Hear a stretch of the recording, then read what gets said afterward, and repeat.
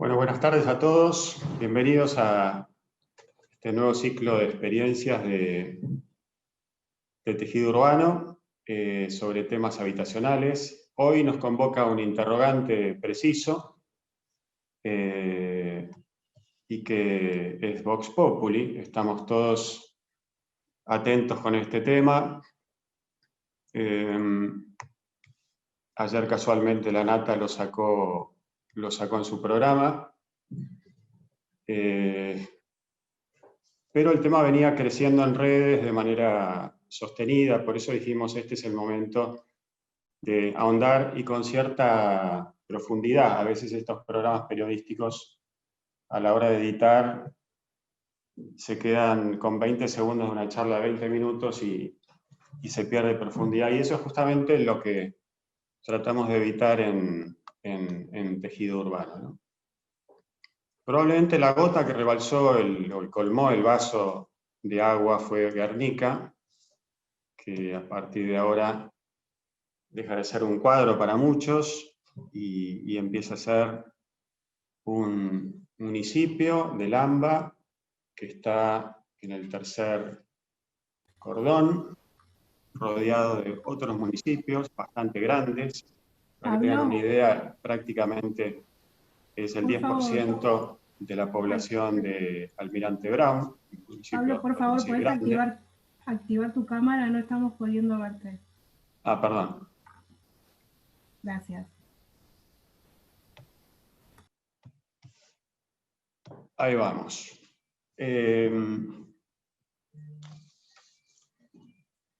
Y todo esto ocurre con una toma de un tamaño que podríamos decir significativo. Es decir, cuando las tomas se producen de manera gradual, pequeña, esto es como, podríamos decir, como el rocío, que no llega a ser una gran lluvia, pero recién cuando aparece una toma considerable, podríamos decir que nos alerta a todos y decimos estamos ante un problema. Esta es una toma considerable, pero no es la única. Sabemos que hubieron 140 intentos de tomas en lo que va del año y que probablemente fueron de menor tamaño. La Plata fue un municipio del AMBA bastante afectado. Y es inevitable discutir de tomas al margen de la gran pandemia que estamos atravesando. Creo que acá tuvo una previa, donde los barrios populares salieron a la luz rápidamente y de alguna forma mostraron o catalizaron una impresión que ya estaba, pero que con motivo de la pandemia se hizo patente, o más patente, y de una manera muy concentrada en un corto tiempo.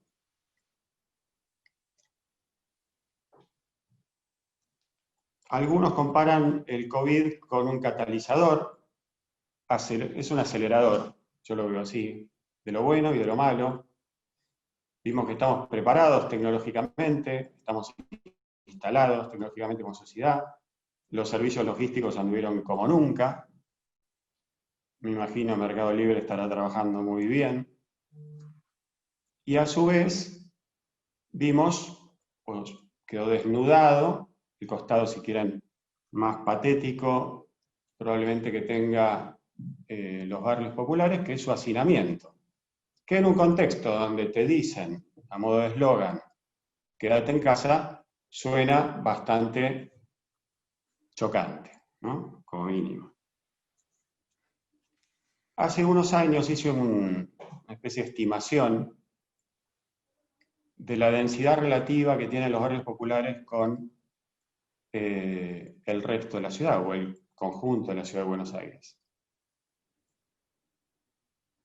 Para que tengan una idea, la ciudad de Buenos Aires tiene 200 kilómetros cuadrados y las 51 villas porteñas pisan solamente 3. Los cálculos que hacemos desde tejido urbano nos dicen que La población villera está en torno a las 280.000 personas, en una ciudad que desde el año 47 no perfora los 3 millones.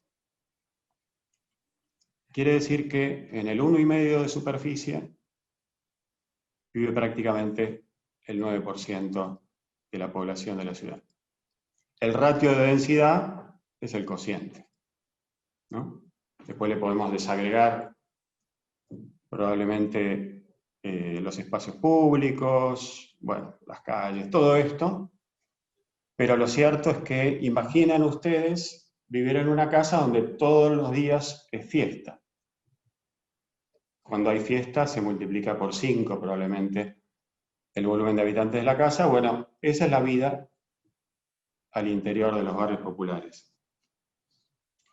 Pero no quedó desnudado solo esto. También se hizo crítico y queda por todos obviamente entendido, que al paralizar la circulación de personas, queda muy afectada la economía popular, que vive, en buena medida, de que vos y yo hagamos trayectos, que son interceptados en muchísimos casos por vendedores ambulantes, o, en el caso de que queramos ir, en el caso de ferias. Todo el fenómeno de los feriantes tuvo una herida realmente crítica. El Estado intentó amortiguar esto, lo hizo a través del ingreso federal de emergencia, esos 10.000 pesos como para poder enjuagar las cuerdas y que no se corten. Reforzó los comedores comunitarios, que fueron verdaderos lugares de contención y que sabemos que se multiplicaron. Tenemos alguna cercanía con varios comedores y esto quedó patente.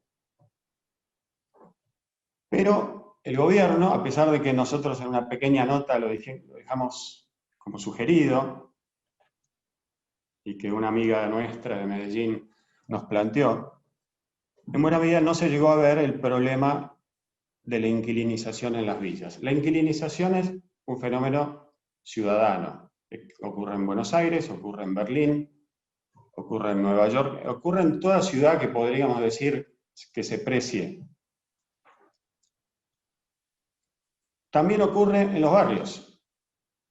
Un elevado porcentaje de habitantes de los barrios alquilan. Y cuando se corta el chorro de ingresos, como no hay amortiguación, inmediatamente se corta la cadena de pago del negocio inmobiliario. Cuando esto ocurre, empiezan a pasar cosas. No es que las tomas de tierra sean un fenómeno del COVID. Como ustedes van a ver a lo largo de la charla, de manera sistemática, la Argentina fue incorporando barrios populares, sobre todo a partir de la década del 70.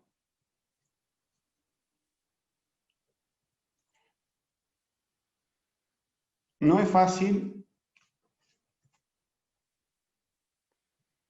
cortar ese negocio inmobiliario. Para muchos, el alquiler que hacen de un piso de sus casas es una fuente de sobrevivencia. No está Constantini en los barrios populares. No hay fondos inmobiliarios de inversión. En los barrios populares hay una cantidad de personas que llegaron con lo opuesto, empezaron con latas, cartones, madera, llegaron los ladrillos, llegó el hormigón, hicieron la losa y de repente se abrió un negocio, porque no paraba de entrar gente. No paraba de entrar gente. Eso es el producido de la Argentina. El reverso de la carencia de política habitacional es lo que estamos viendo en los 4.400 barrios populares que tiene nuestro querido país. Para muchos será la jubilación futura, naturalmente.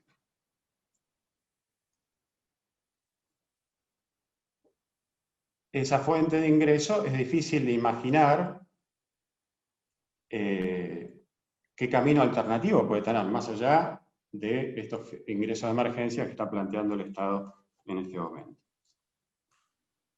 Las tomas de tierra son el resultado de una mezcla de cuestiones, no son monocausales.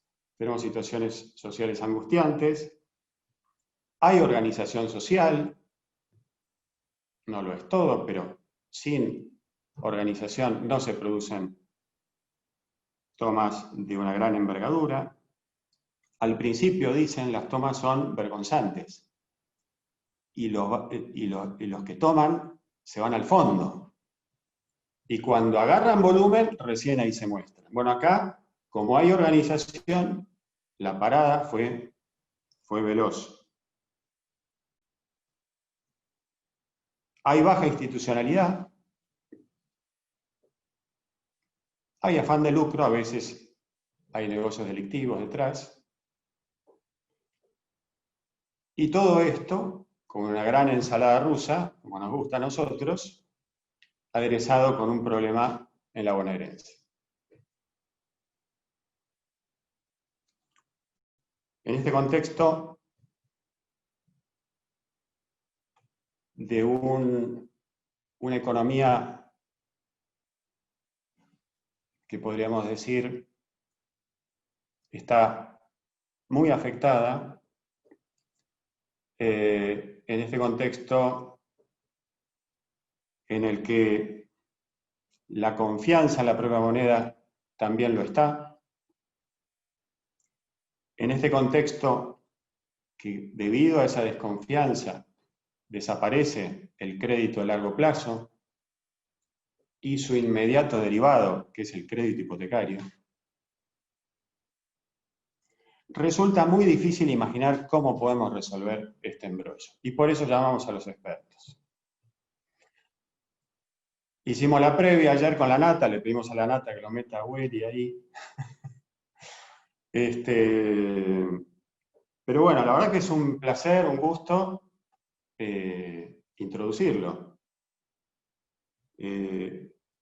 Sebastián, el del apellido complicado, por eso le decimos Willy, es un economista especializado en desarrollo.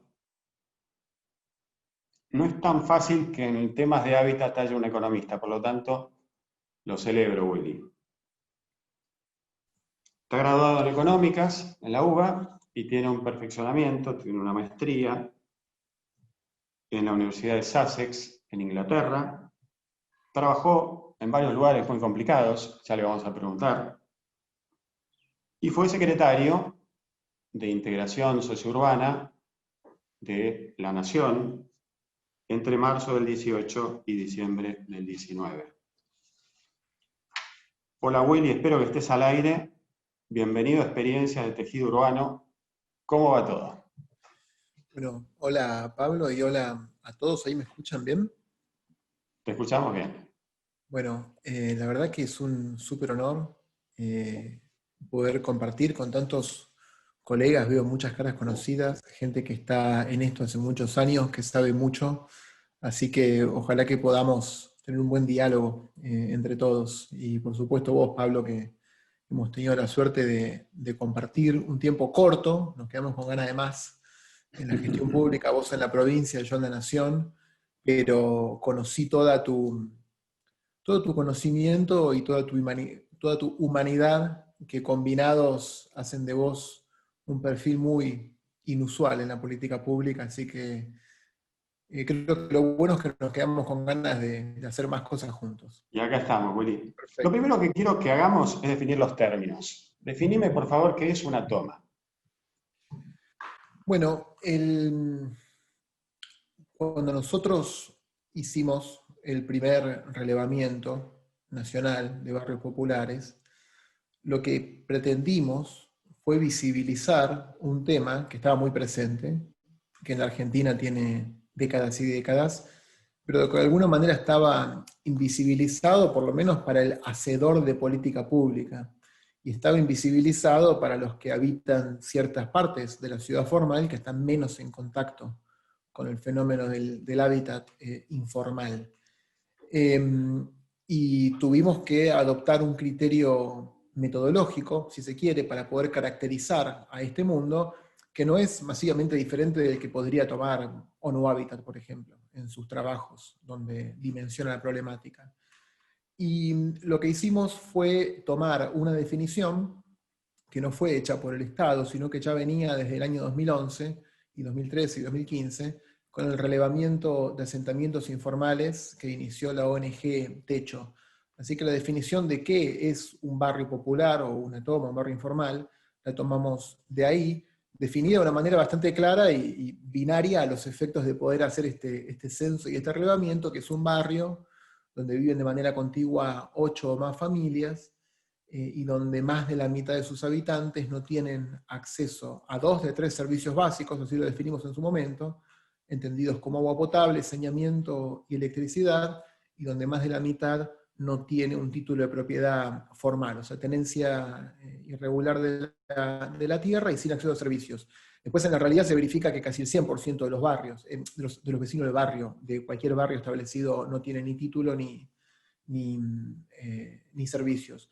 Esto lo definimos como la primera capa de la informalidad, porque bueno, acá hay muchos expertos en esta llamada, pero en general se tiende a fantasear con que hay una cuestión binaria, que se está en una villa o se está en la ciudad formal. Hay un montón de gradientes de derechos ciudadanos vulnerados, hay barrios que le falta un servicio, o barrios que tienen servicios y no tienen título, hay diferentes déficits, hay barrios que están lejos de prestaciones que hacen a la vida civil básica también, digamos.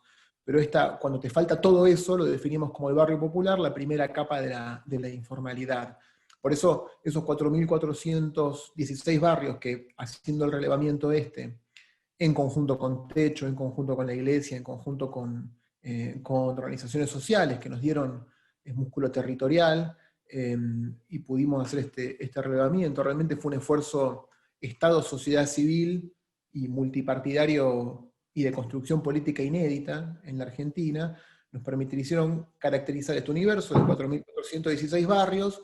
Al 31 de diciembre del 2016 hubo una fecha de corte muy clara, después podemos charlar por qué, que son unas 4 millones de personas, unas 935.000 familias. Pero eso no quiere decir que ese sea todo el déficit habitacional de la Argentina, que se estima en no menos de 3.5 millones de unidades.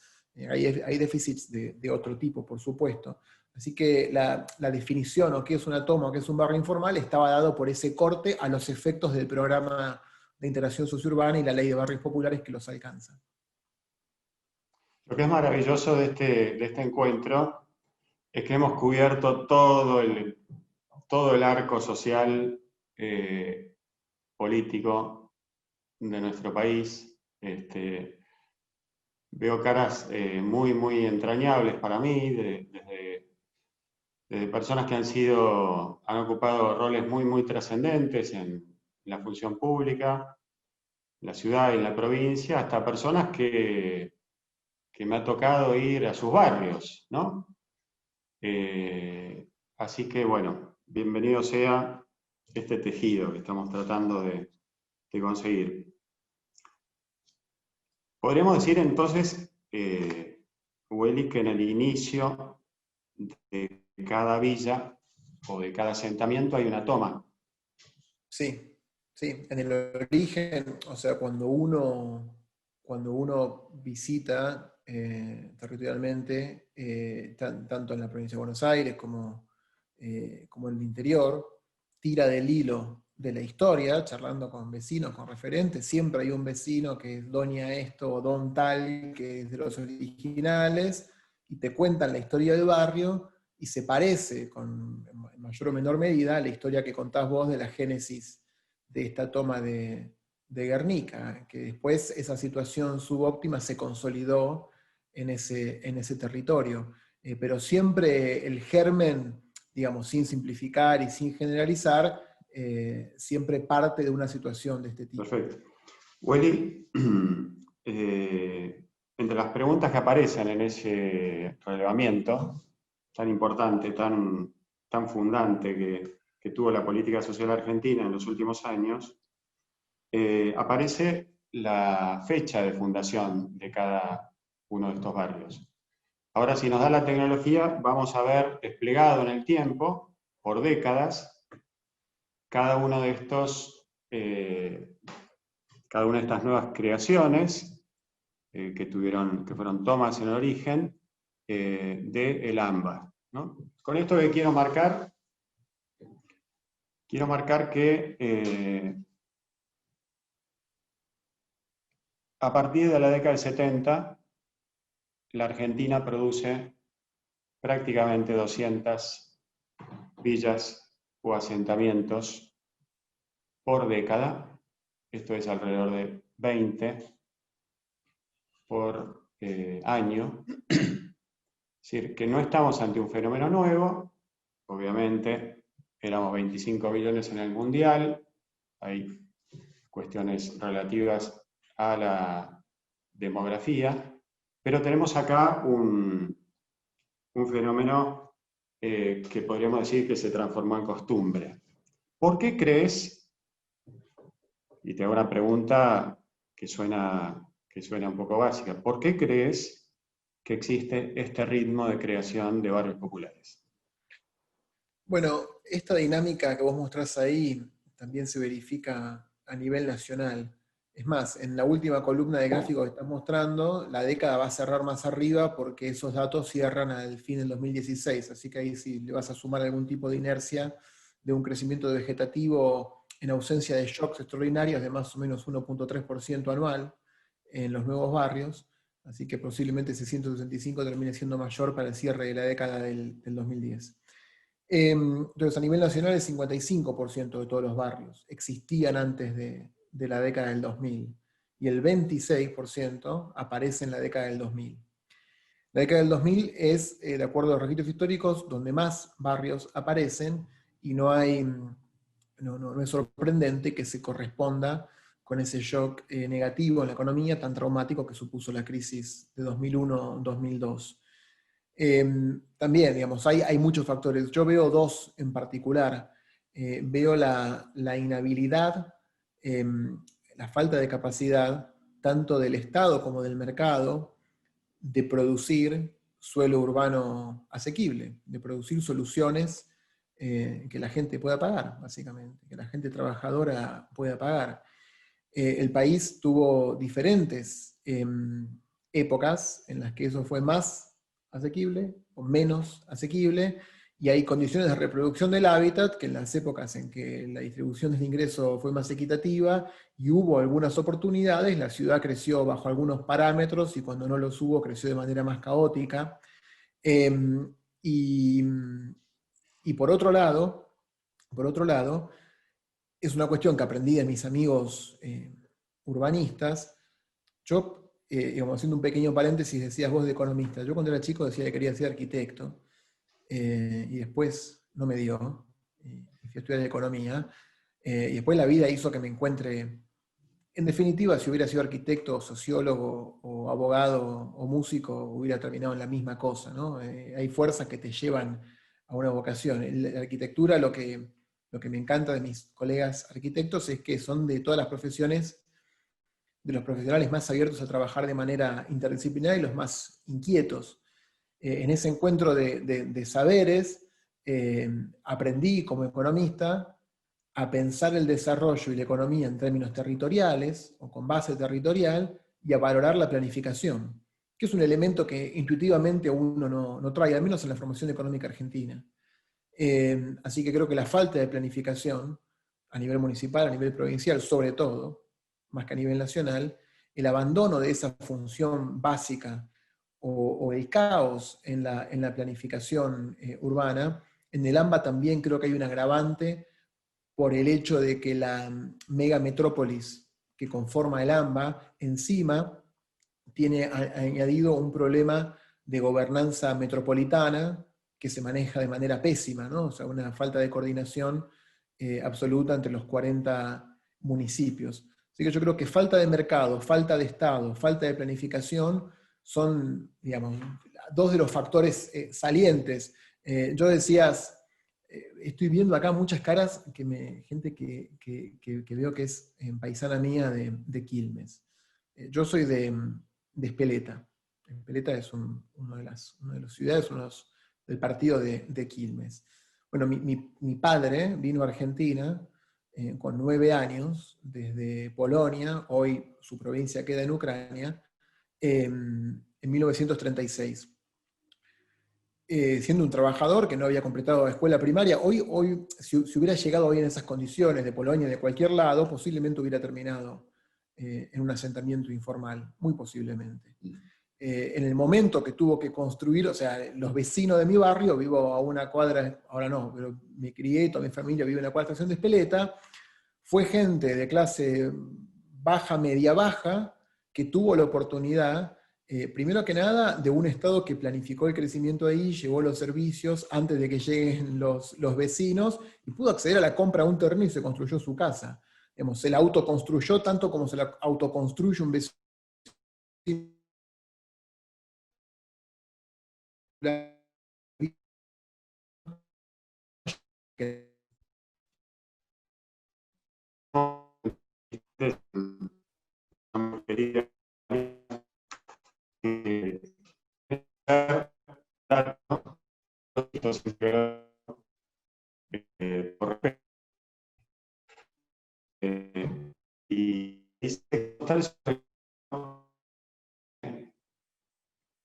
tuvo acceso a algún crédito o tenía un trabajo que podríamos decir era un trabajo, digamos, de cierta seguridad y un ingreso suficiente. Si vos analizás la evolución del crédito hipotecario de nuestro país, te das cuenta que históricamente es una especie de sub y baja que tiene mucho que ver con, digamos, correlaciona perfectamente con la inflación o con el control de la inflación, es decir, el valor de la moneda. Prácticamente nuestro crédito hipotecario es el 10% del crédito hipotecario chileno. A los chilenos le podemos criticar muchas cosas, ¿no? Tienen otros problemas, tienen problemas de los contechos. Hay papers escritos sobre estos temas. Es decir, cuando vos producís mucho techo, te transformás en un techista y te olvidás por ahí de otras dimensiones que hacen al hábitat. Nosotros tenemos esos problemas también en varios conjuntos habitacionales de nuestras comunas del sur y del conurbano. Eso es verdad. Pero da la impresión de que este es un juego que si nosotros no lo resolvemos de una cierta ortodoxia económica, que aspire a una moneda equilibrada, difícilmente lo podremos ganar. No sé cuál es tu opinión, vos sos economista, sabes mucho más que yo de estos temas. Por supuesto, ese quizás sería el tercer factor. Y este es un poco más contraintuitivo, o uno no lo piensa directamente. Ahora que tenemos estas dos situaciones, en general, cuando uno... El otro día alguien decía, no, pero ¿qué va a pasar cuando vengan a ocuparte tu casa?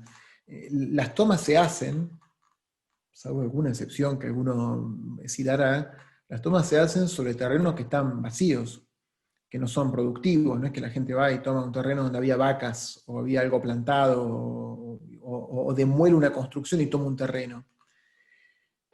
Una de las razones por las cuales hay muchos terrenos ociosos y casas vacías o departamentos vacíos en algunos lugares de las ciudades o de las áreas periurbanas de las ciudades tienen un punto que ver con la inestabilidad estructural de la economía argentina, el sistema financiero argentino y de la debilidad de la moneda argentina. No pasa en muchos lados del mundo que la tierra actúa como reserva de valor, como depósito de valor. Acá pasa que actúa como depósito de valor, ustedes piensen todos los que están acá, alguien conocen que no es un mega millonario y que ante la imposibilidad de ahorrar en cualquier otro producto, se compró un terrenito, y quizás se compró un terrenito en Ezeiza, y quizás esa persona es de Palermo, y se compró un terrenito en Ezeiza, no piense en vivir a Ezeiza, pero bueno, alguien le dijo que había un desarrollador loteando, y fue y se lo compró. Le daba el cuero para comprar eso, tampoco es que es millones de dólares. digamos, puso un montón de plata en términos objetivos, hoy, no sé, decir $40.000, ponele, es un montón de guita, pero no está mal tener $40.000. Un profesional, una persona que tenía $40.000. Bueno, no podía comprar los dólares, y bueno, y se metió en eso. Entonces me parece ahí que hay una separación de la tierra y de los inmuebles en un país que ante la falta de opciones de inversión, o sea, es un quilombo comprar un inmueble como depósito de valor. O sea, tiene un costo transaccional muy alto para entrar y muy alto para salir. O sea, si hubiera un activo líquido estable, yo compraría un activo líquido que puedo entrar y salir, pero no hay.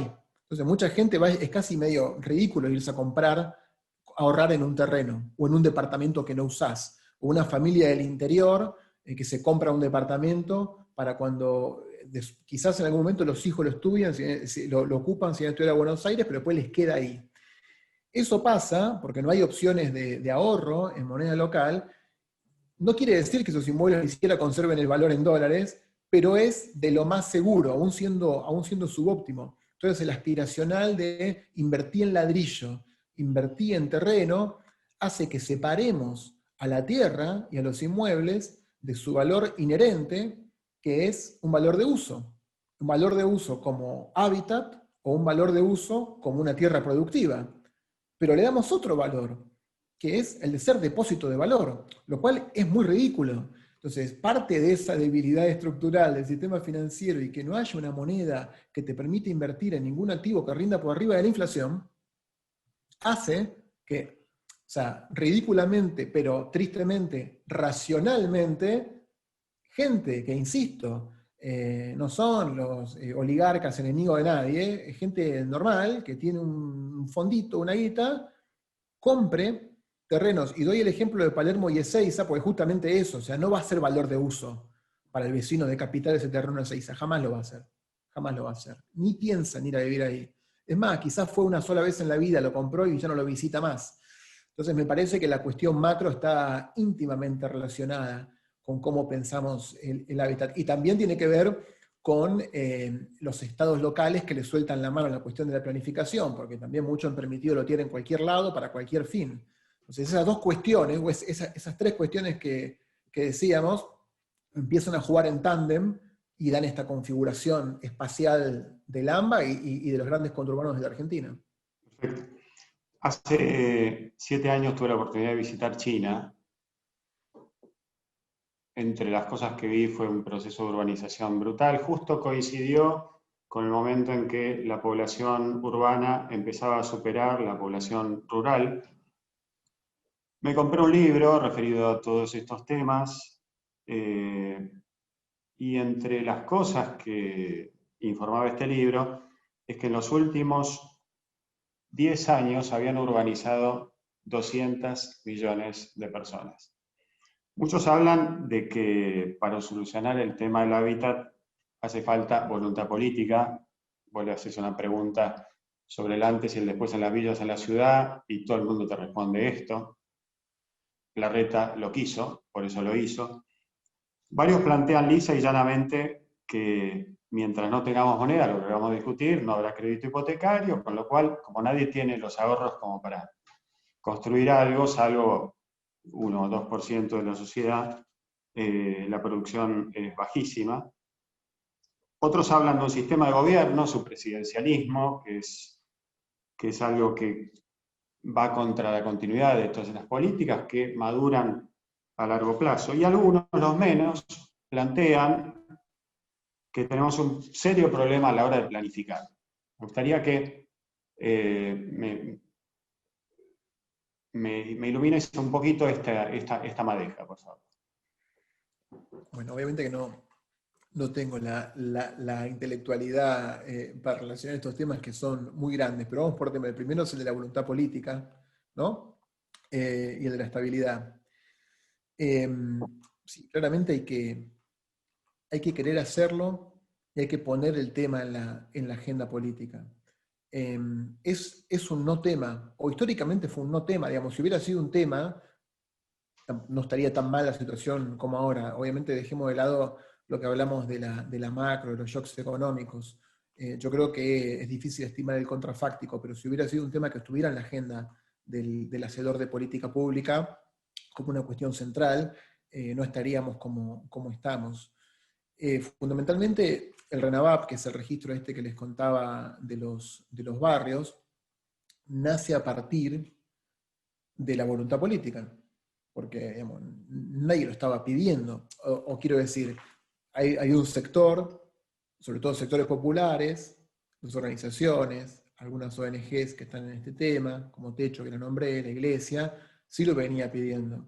Y hubo una oreja y una voluntad política de poner el tema en la agenda desde el Estado. Eso podría no haber pasado, tranquilamente podría no haber pasado y estaríamos peor que antes. Entonces, que tiene que haber voluntad política es absolutamente fundamental, porque el hacedor de política prioriza qué tema va primero, qué tema entra, qué tema no entra.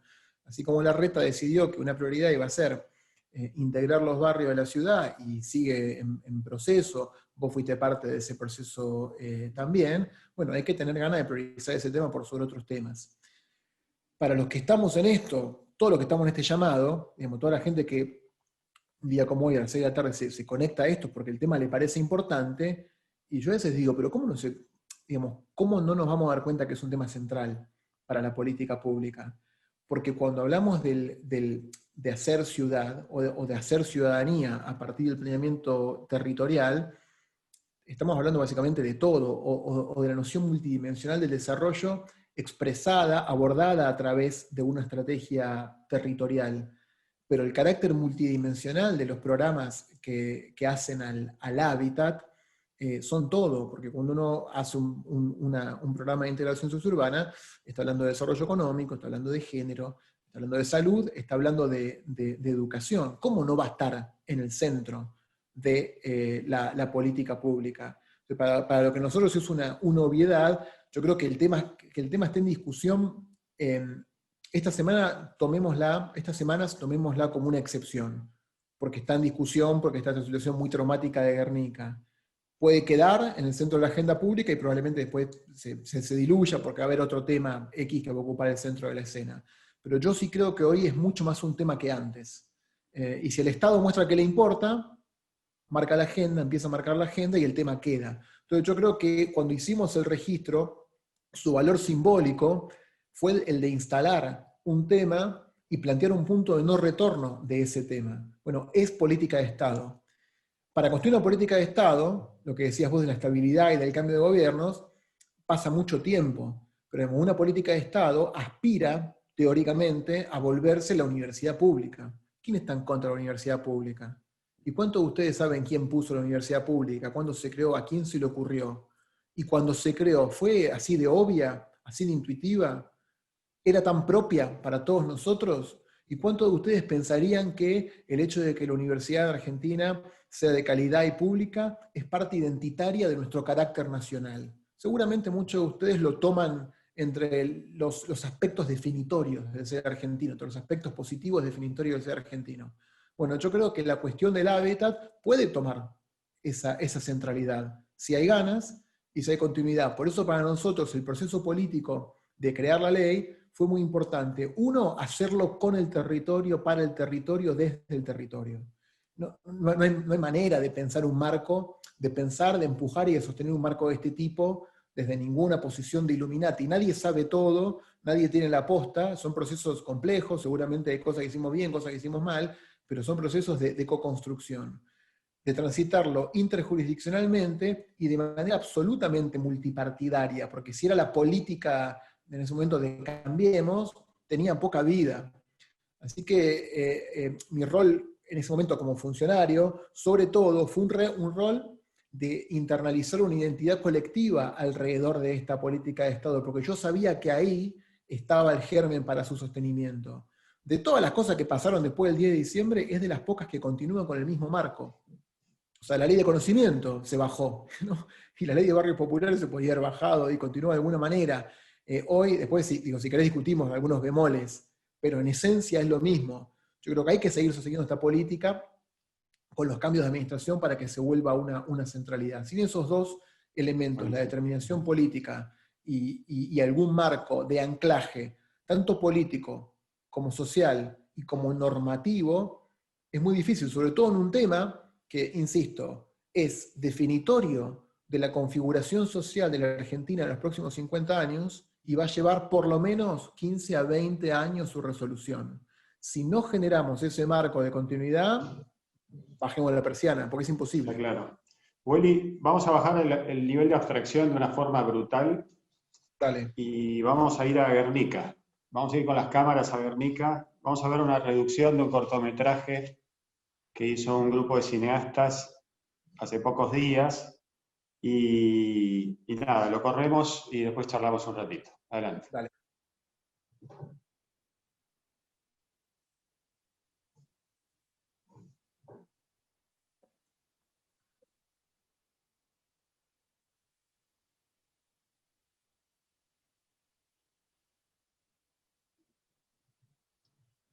No hay recepción, me parece, ¿no? Yo lo estoy viendo, pero no escucho el audio. Hay que estar acá, hay que pasar el frío. Vamos a ponerlo de vuelta, por favor. Hay que dormir.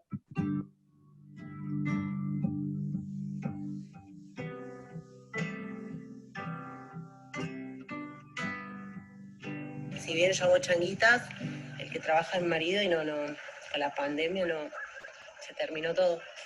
Se le juntaron las cuentas y no sabíamos qué hacer. Así que no es que venimos acá porque está bueno, no es que uno la pasa bien. Hay que estar acá, hay que pasar el frío, hay que pasar la lluvia, hay que dormir arriba de la tierra. Sí, ya estamos, creo que ya casi 3 meses que estamos acá y lo que recuerdo, bueno, momentos lindos que nos juntamos, conocí nuevos vecinos, nos juntábamos a comer y momentos feos, que acá pase lluvia, paso hambre también, porque también se pasa. Estamos en el medio de la intemperie, nadie nos ayuda. Como ves, lo que me pude armar, lo que los mismos vecinos me regalaron, chapa, lo que ve ahí me pude armar y acá estoy. Acá estoy, pasé lluvia, frío, se pasa porque estamos en el medio de la nada, pero necesitaba un lugar donde estar y bueno, acá estoy. La idea no es que nos regalen o venir a vivir gratis, sino que nos den la posibilidad de poder tener algo propio, algo nuestro. Es el sueño de todos, creo. Es eso, es el futuro, es el mañana. La misión es el día de mañana darle un pedazo de tierra a mi familia, donde puedan estar, donde yo pueda empezar a edificar, como trabajando, soy joven todavía.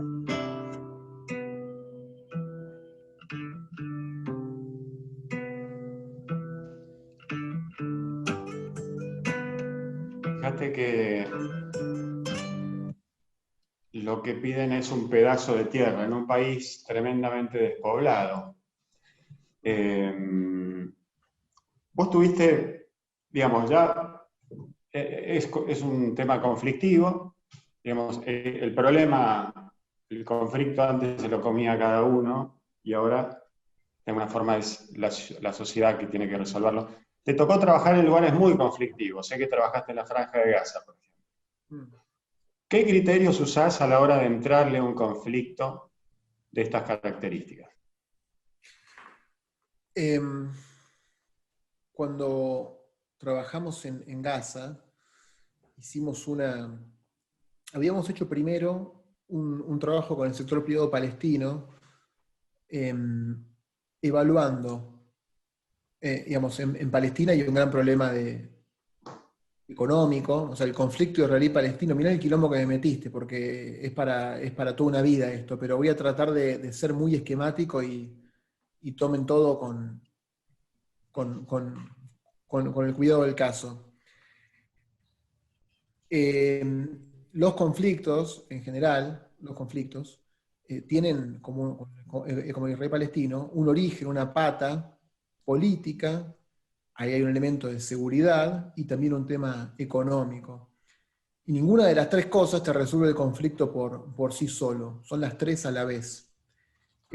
Vos podés hacer un acuerdo de paz, pero no va a haber paz hasta tanto vos no resuelvas la situación de la violencia y hasta tanto no se equipare un poco la economía. Ahí lo que hay en el Medio Oriente, entre muchas otras cosas, es que Israel tiene un PBI per cápita de más de $44.000 y en la Franja de Gaza que queda media hora de Tel Aviv, 40 minutos de Tel Aviv en auto, es de unos $1.500. Que es un valor de África subsahariana, casi. Donde las condiciones objetivas del territorio, de la accesibilidad, del mar Mediterráneo, del suelo, son exactamente iguales a las del otro lado del muro. O sea, no hay una explicación, no pasó un tsunami, no hubo nada ahí en particular. Es el conflicto del hombre contra el hombre. Ese marco de profunda desigualdad hace imposible cualquier proyecto de estabilidad en la zona. Si no se recrean condiciones de relativa igualdad, no te digo que el PBI per cápita en Gaza va a ser igual que el de Israel, o mismo en Cisjordania, o agregado a nivel Palestina en el corto plazo, pero si no se recrean condiciones de habitabilidad y de reproducción de la vida humana dignas y prósperas, no hay estabilidad posible en la región. Muchos israelíes lo entienden. Lo entienden los que más cerca están del conflicto. Los que más lo entienden son los militares israelíes. Me tocó mucho interactuar con militares israelíes, son los que están más cerca del territorio y por supuesto se dan cuenta que si su vecino no come, en Gaza, digamos, hay entre 6 y 8 horas de electricidad por día en un buen día, el acuífero está contaminado en un 95%, no hay sistema de tratamiento cloacal y no hay agua potable. Y el 45% de todos los habitantes tiene menos de 15 años. Eso es una bomba de inestabilidad que es malo, por supuesto, para los palestinos, es muy malo para Israel y su estabilidad. No hay un Estado de Israel posible con esa configuración de sus vecinos. Entonces me parece que un principio de diseño, entre muchos principios de diseño, es que los sistemas están absolutamente interconectados. O sea, la falta de tratamiento de efluentes en Gaza, que van directamente al Mediterráneo sin ser tratados, y después la corriente los lleva para el norte, en un momento empezaron a bloquear las plantas de desalinización de agua que hay en Ashkelon, en el sur de Israel. Entonces, vos no podés ponerle a los sistemas ambientales, por ejemplo, un muro, porque están absolutamente interconectados. Entonces, para nosotros en ese momento, un principio de diseño muy importante, cuando planteamos una estrategia para el desarrollo territorial de Gaza, muy tirada por el urbanismo, muy tirada por la infraestructura, por supuesto, pero muy amplia, era que no podía ser solo para Gaza, pensándolo como una megaciudad o una ciudad-región que funciona y que solamente puede ser exitosa en un sistema de ciudades. En un sistema de ciudades que comprendía a Gaza, que es una ciudad que tiene además 5.500 años de historia, ¿no? A Tel Aviv, a Haifa, a Amán en Jordania, a Jerusalén, a Ramallah en Cisjordania, a Belén. Ninguna ciudad por sí sola puede ser exitosa, menos en esa configuración tan cercana, y ya el hecho de en qué estado quedaba esa ciudad es absolutamente irrelevante. Estas ciudades existen mucho antes de que existan esos países. Entonces, ese sistema de ciudades es todos o ninguno. Israel trabaja a un pequeño porcentaje de su potencial, es un gran país, pero podría ser mucho, mucho mejor, si viviera interconectado con sus vecinos. Hay mucha oportunidad, sobre todo porque no es un país que está muy poblado. Entonces, para nosotros un principio de diseño muy importante era plantear siempre una situación de ganar-ganar, una narrativa de ganar-ganar, y principios de diseño urbanístico que planteen una clara situación de ganar-ganar, si no ninguna cosa era posible. Y tratar de crear una narrativa que le deje claro a los israelíes que en el desarrollo de Gaza estaba su propio desarrollo, que lo hagan por interés propio, y a los palestinos que entiendan que había elementos que teníamos que hacer con los israelíes, porque no se podía sacarle una cosa al otro sin... es fácil diseñar cosas que son que uno gana y otro pierde. Un poco más difícil, pero es el desafío creo que nuestro como arquitectos, como urbanistas, como economistas, de crear soluciones que sean de ganar-ganar. Entonces este principio en urbanismo, hace un tiempo que esto usted lo sabe mejor que yo, se le llama city-wide approach, o sea, cosas de toda la ciudad. La informalidad no es la informalidad somos todos. Y en un contexto como el del AMBA, no se trata del vecino de la villa, somos todos. Porque no queremos vivir en una sociedad, primero que nada hay un imperativo moral.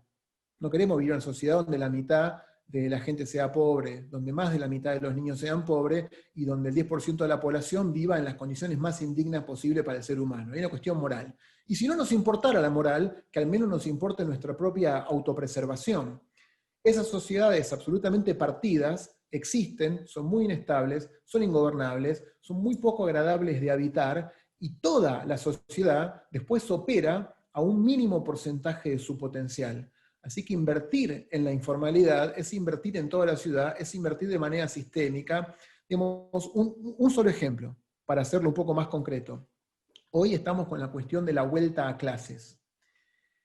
Hay dos cuestiones. En los barrios populares de Argentina el 40% tiene menos de 15 años, bastante parecido a la pirámide poblacional de Gaza, o bastante parecido a la pirámide poblacional en muchos países de África subsahariana, donde hay poblaciones muy jóvenes.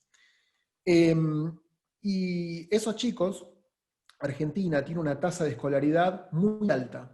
Argentina tiene una tasa de escolaridad secundaria que es un punto porcentual arriba del promedio de los países ricos del mundo, de los países de ingresos altos. Pero tiene una tasa de deserción escolar secundaria, prepandemia, que es 5.6 veces más alta que la de esos países.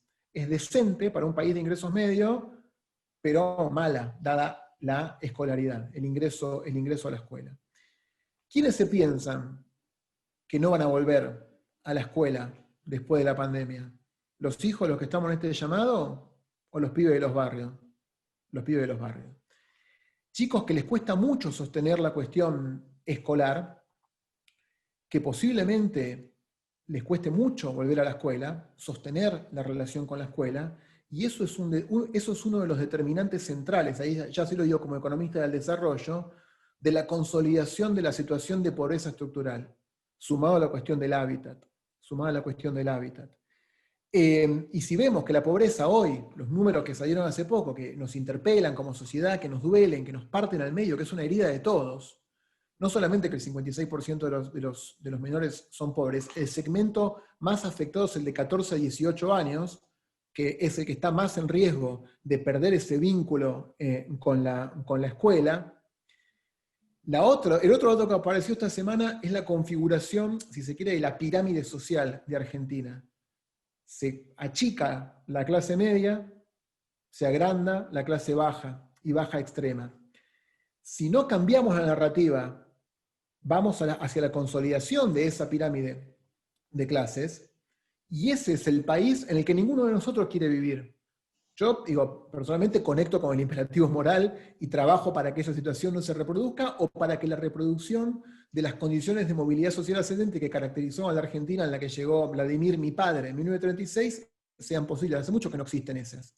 Pero más que una utopía, más que un sueño, casi que para mí es como la agenda ecológica. Si no hacemos eso, desaparecemos todos. Hay sociedades en las que se vive con ese nivel de pobreza y ese nivel de desigualdad. Y hay industrias extractivas donde los jerarcas de las empresas van a trabajar en autos blindados y viven en countries militarizados. No queremos vivir así, nosotros. Y esa sociedad, insisto, su performance es a una bajísima fracción de su potencial. Así que me parece que fue una respuesta larga, pero yo lo que digo es instalar muy claramente que esto no se trata solamente del vecino del barrio popular. Así como a los israelíes le hacíamos entender que no era solo de los de Gaza y viceversa, porque cuesta, hay una barrera cultural y de prejuicios y de separación de mundos, que cuanto más separados están, más difícil es que se conecten. Pero construir no solamente una narrativa, construir programas que dejen muy en claro que hay una historia de ganar para todos, es absolutamente fundamental. Yo creo que lo que estás planteando es un punto central. Nuestros gobernantes se nos parecen, nos miran, nos siguen, nos estudian y en buena medida arman sus plataformas pensando en nosotros, orientan toda su comunicación a lo que supuestamente nosotros tenemos en la cabeza como deseos, aspiraciones. Y la verdad es que probablemente nuestra performance sea muy, muy baja en ese sentido, en términos de integración, porque el tema no sea un tema nuestro, digamos. No acabe copando los intereses de los incluidos, podríamos decir, los que están de este lado de la avenida, ¿no? Welly, tengo muchas preguntas, pero no quiero pasar ni retener más tiempo a nuestra audiencia. Te agradezco muchísimo tu presentación, me encantó que te salgas de Guernica, que te salgas y que nos muestres una perspectiva bien amplia del problema. Creo que estamos ante un problemón y ojalá que esto nos acabe interpelando a todos. No podemos aspirar a vivir en una sociedad en la que el 50% es pobre y el otro 50% tiene miedo, ¿no? Me parece que tenemos que superar ese dilema. A todos les agradezco mucho habernos seguido. Hoy la verdad es que hicimos una convocatoria amplia. Esta fue la tercera edición del ciclo Experiencias. Esto va a aparecer en los próximos días en nuestras redes. Les pedimos a todos que se ocupen de difundirlo para aspirar a este cambio cultural en el cual Welly nos fue como introduciendo y que yo comparto absolutamente. Gracias, Welly, gracias a todos por seguirnos acá en Experiencias de Tejido Urbano. Gracias, Pablo, gracias a todos.